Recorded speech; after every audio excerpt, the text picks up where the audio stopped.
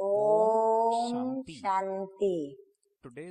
आज की तारीख है 31/1/16 और आज हम सुनेंगे अव्यक्त बाप दादा की ज्ञान मुरली।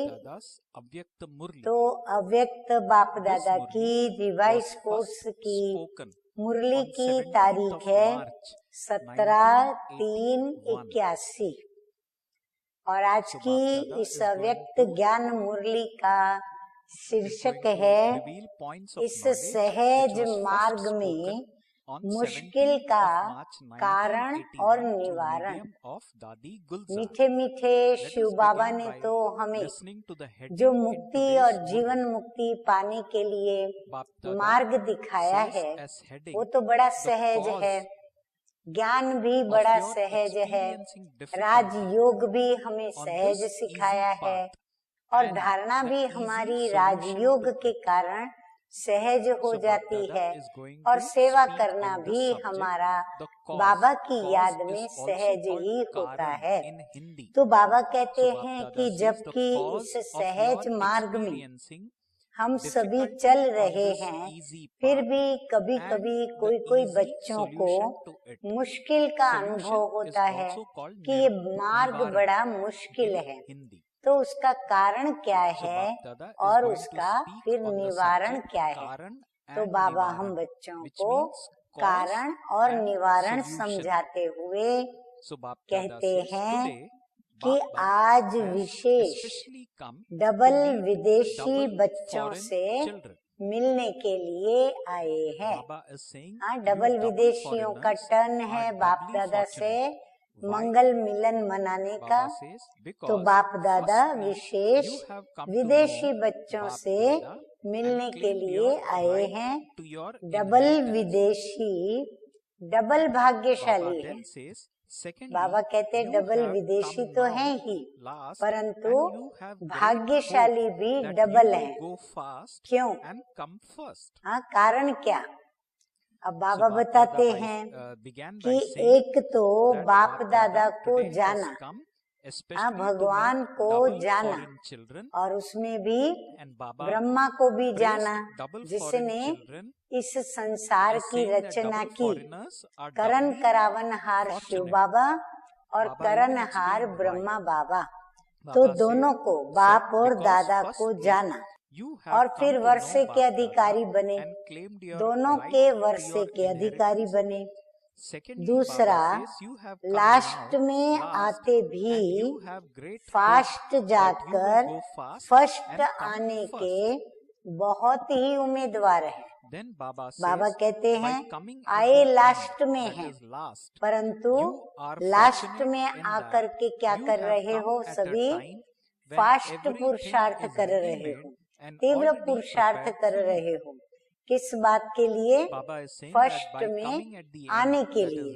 तो सभी उम्मीदवार हो ऐसे, और लास्ट में आने वाले किसी हिसाब से भाग्यशाली हैं।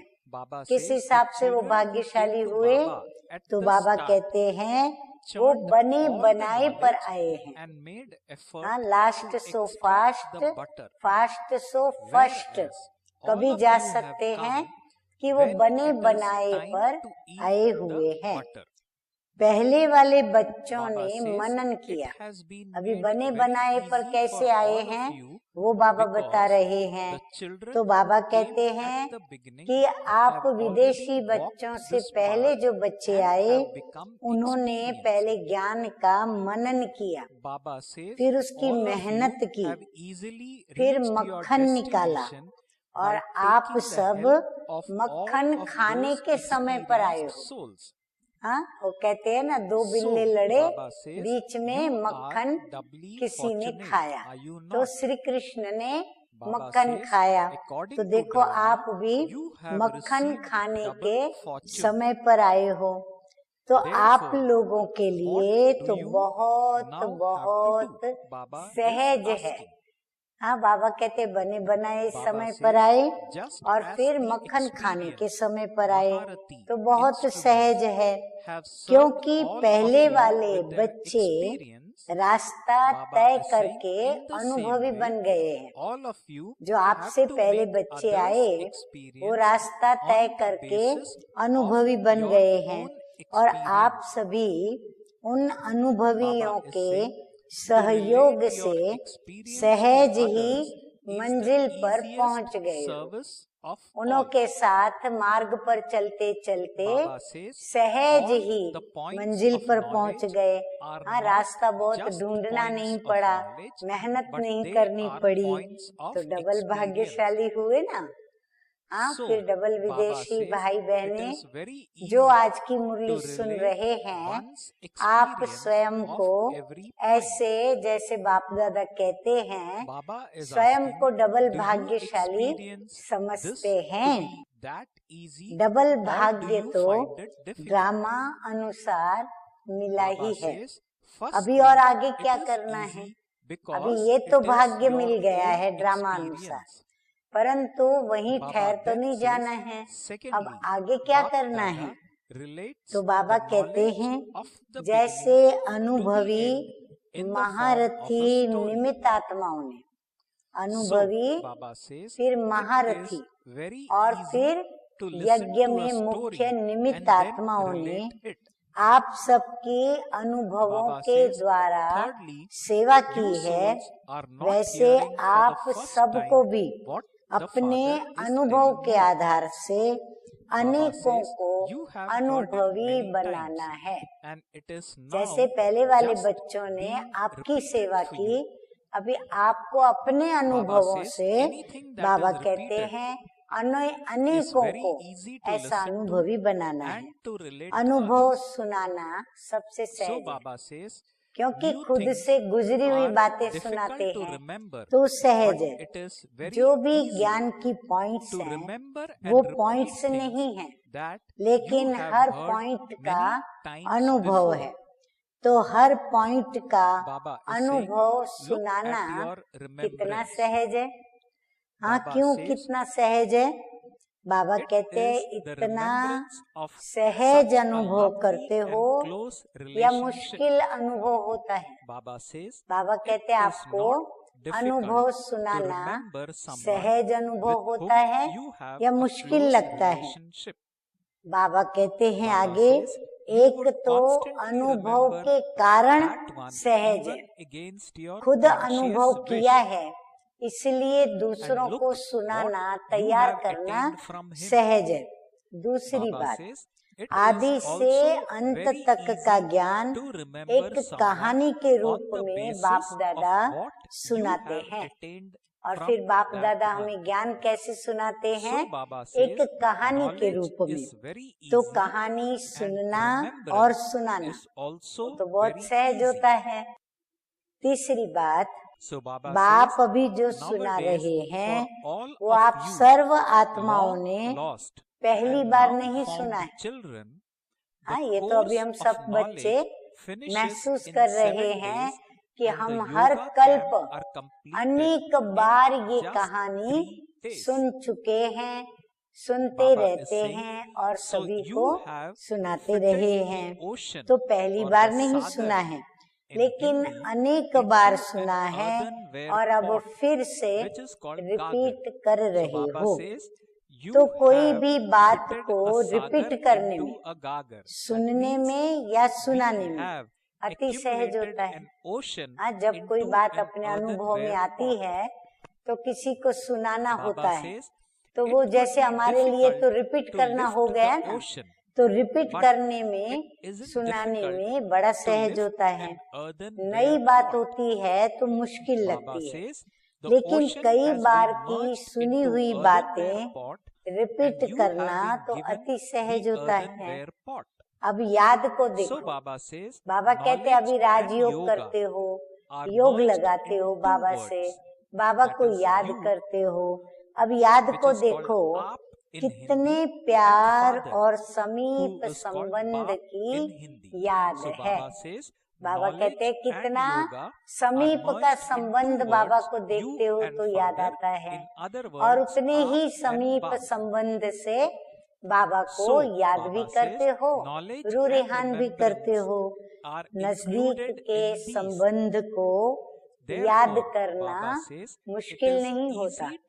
हाँ, जैसे बच्चे को माता पिता को याद करना मुश्किल नहीं, बहन भाई को याद करे या भाई बहन को याद करे, पति पत्नी को या पति पत्नी को, तो जितना संबंध समीप का होता याद करना उतना सहज होता, वो मुश्किल नहीं होता।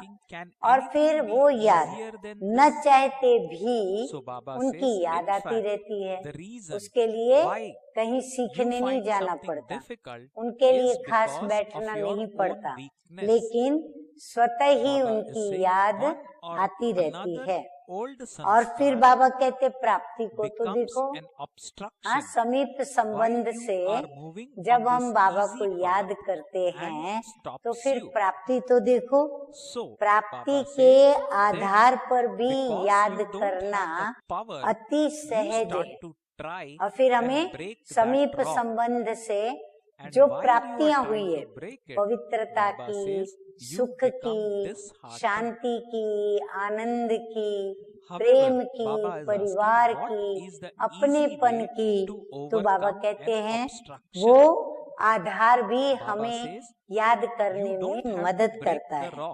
ज्ञान भी अति सहज और याद भी अति सहज। और अब तो ज्ञान और योग को आप अति सिकिलधों के लिए ज्ञान का कोर्स 7 दिन में ही समाप्त हो जाता है, और योग शिविर तो 3 दिन में ही पूरा हो जाता है। तो सागर को गागर में समा दिया।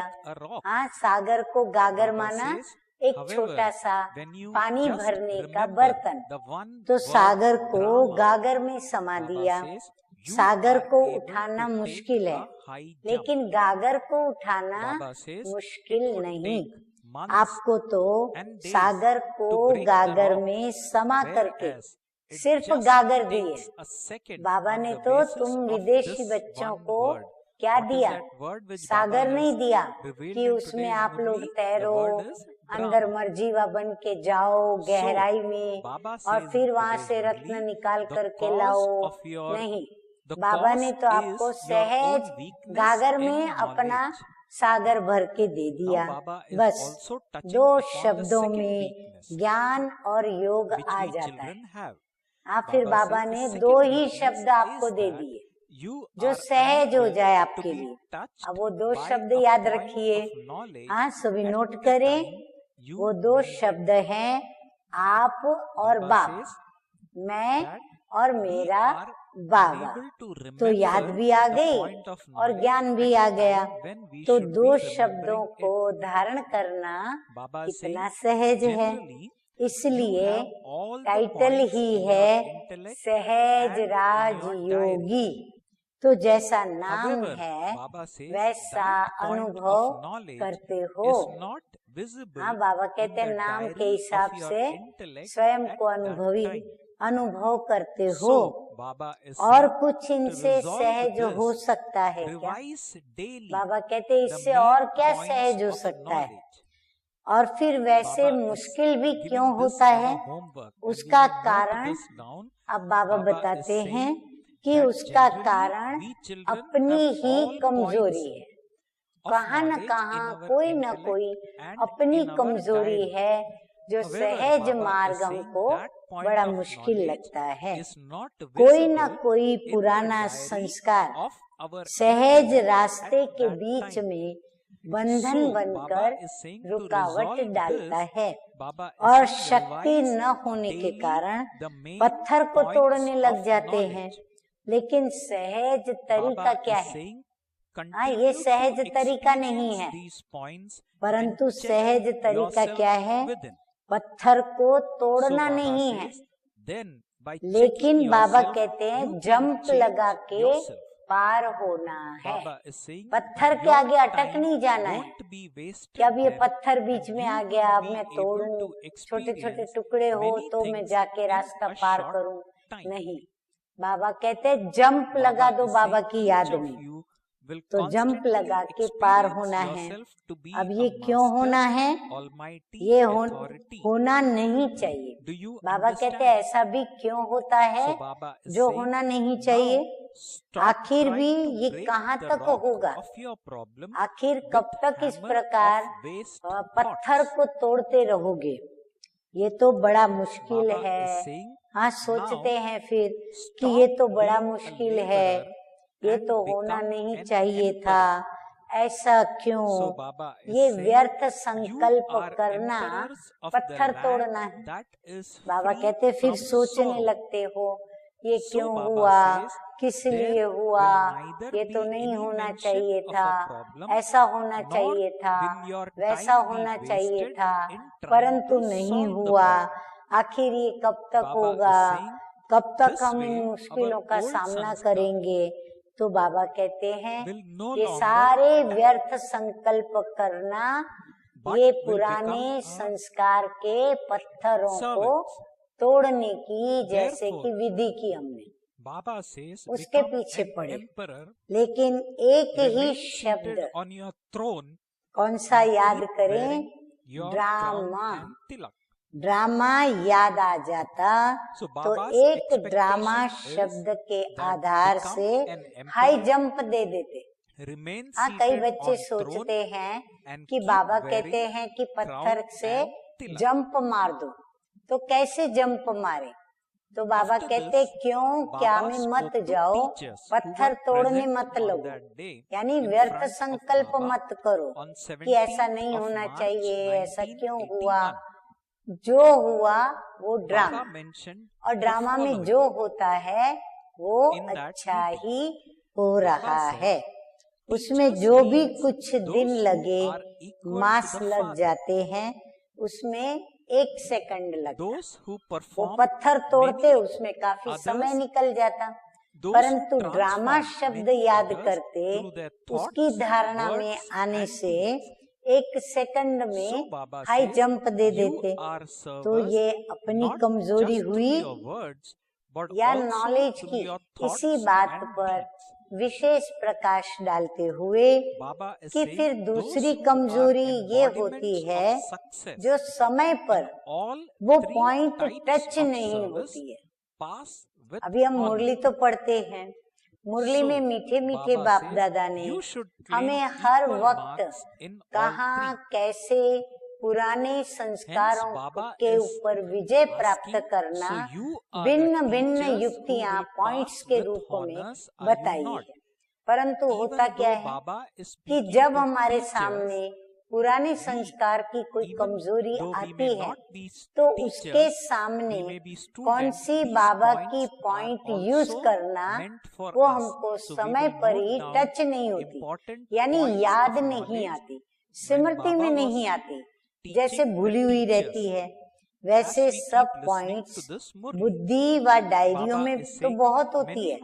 हाँ, लिखत तो हम लोग सभी लिख करके अपनी डायरियों में बुद्धि में भी रखते हैं, लेकिन समय रूपी डायरी में उस समय वो पॉइंट दिखाई नहीं देती। तो वो जो समय की डायरी, जिस समय मेरे सामने आपत्ति आई, बाधा आई, पुराने संस्कार रोड़ा बन करके आया, पत्थर बन करके आया, तो समय की डायरी में वो पॉइंट मुझे नजर नहीं आती, दिखाई नहीं देती। इसके लिए सदा ज्ञान की मुख्य पॉइंट्स को रोज रिवाइज करते रहो। हाँ, इसीलिए बाबा कहते हैं कि कभी क्लास मिस न करो, कभी मुरली मिस न करो, और फिर मुरली को रिपीट जरूर करो, और रिपीट करने के साथ साथ बाबा कहते हैं उसको रिवाइज भी करो। हाँ, उसका अध्ययन भी करो, अनुभव में उसे लाते रहो। अध्ययन भी कैसा करो? प्रैक्टिकल करो, यानी वो पॉइंट को अपने जीवन में लाकर उसका हम अनुभव भी करें। फिर चेक करते रहो, और अपने को चेक करते क्या करो? चेंज करते रहो। फिर कभी भी टाइम वेस्ट नहीं होगा। चेक करेंगे, चेंज करेंगे तो उससे क्या हो जाएगा, हम अनुभवी आत्मा बन जाएंगे और अनुभवी को हर पॉइंट याद रहेगी, क्योंकि सहज बात है उसके लिए वर्णन करना, और थोड़े ही समय में अनुभव बहुत कर सकेंगे और ये बड़ा फायदा होगा। सदा अपने को मास्टर सर्वशक्तिमान आप अनुभव करेंगे। जब अनुभवी बन करके और वो पॉइंट्स का सिमरन होगा तो आप अपने को कैसा अनुभव करेंगे, मास्टर सर्वशक्तिमान। हाँ, बाबा सर्वशक्तिमान है, मैं बाबा का बच्चा, मास्टर सर्वशक्तिमान। तो समझा, अभी कभी भी व्यर्थ संकल्पों के हैमर से समस्या के पत्थर को तोड़ने में नहीं लगना। हम हैमरिंग करते पत्थर पर, क्यों हुआ, क्या हुआ, कैसे हुआ, नहीं होना चाहिए। अब ये बाबा कहते हैं कि व्यर्थ संकल्पों के हैमर से समस्या के पत्थर को नहीं तोड़ने में लगना है। अब ये मजदूरी करना छोड़ो। पत्थर कौन तोड़ता है? अक्सर जेल के जो कैदी होते हैं ना, उनको ये काम दिया जाता है। तो बाबा कहते हैं कि अब ये मजदूरी करना छोड़ो, बादशाह बनो। हाँ, राजा बनो। राजा पत्थर तोड़ेगा? बादशाह कभी पत्थर तोड़ेगा? नहीं तोड़ेगा। बेगमपुर के बादशाह हो, बाबा कहते कम नहीं हो, आप हो बेगमपुर के बादशाह, जहाँ कोई गम नहीं।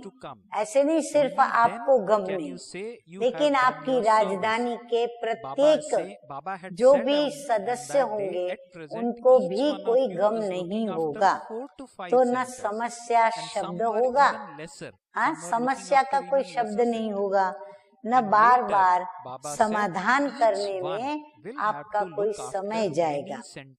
यही पुराने संस्कार, सभी ध्यान से सुनना, यही संस्कार पुराने आपके दास दासी बन जाएंगे। अगर ऐसे चले तो ये दास दासी बन जाएंगे, आपके ऊपर वार नहीं करेंगे। तो बादशाह बनो, तख्त नशीन बनो, ताजधारी बनो, तिलकधारी बनो। हाँ, राजा क्या होता है? सिंहासन पर बैठता है, तिलकधारी होता है, ताजधारी होता है, और फिर सतयुग की है जो राजाएं, और उसमें भी सतयुग से भी बढ़कर संगम युग। तो संगम युग पर हम बाप दादा के बच्चे, बेगमपुर के बादशाह। तो बाबा कहते हैं कि इसीलिए सदा अपने को ऐसा बेगमपुर का बादशाह समझ करके और चलो, तो माया कभी भी वार नहीं करेंगी और आप कभी भी हार नहीं खाएंगे। टीचर्स बहनों के साथ रूरिहान की है, तो टीचर्स को बाप दादा कह रहे हैं, इसमें भाई टीचर्स भी हो सकते हैं। आप कहेंगे आपने तो सिर्फ कहा बहन टीचर्स बहनें, परंतु नहीं, जो टीचर्स भाई हैं, टोटल टीचर्स के साथ मीठे मीठे बाप दादा की रूरिहान। टीचर्स का अर्थ ही है बाप सम्मान, अपने संकल्प मनसा, फिर बोल माना वाणी, और हर कर्म द्वारा अनेकों का परिवर्तन करने वाली। मनसा वाचा कर्मणा अनेकों का परिवर्तन करने वाली बाप समान जो है, उनको टीचर कहा जाता है। सिर्फ बोल से नहीं, लेकिन संकल्प से भी वो सेवादारी, शुभ भावना, शुभ कामना वाली, कर्म से भी सेवादारी, जो तीनों ही सेवा में सफलता मूर्त होते हैं, वही पास विथ ऑनर बन जाते हैं। तीनों में मार्क्स समान हो। तो ऐसे ही पास विथ ऑनर वाली टीचर्स होना, पास होने वाले तो बहुत होंगे, लेकिन पास विथ ऑनर विशेष ही होंगे। तो क्या लक्ष्य रखा है? रोज अपनी दिनचर्या को चेक करो कि आज सारे दिन में सेवाओं का बैलेंस रहा। बैलेंस रखने से सर्व गुणों की अनुभूति करते रहेंगे। चलते फिरते स्वयं को और सर्व को, सर्व गुणों का अनुभव करा सकेंगे। बैलेंस के कारण स्वयं को और औरों को सर्व गुणों का बाबा कहते हैं अनुभव करा सकेंगे।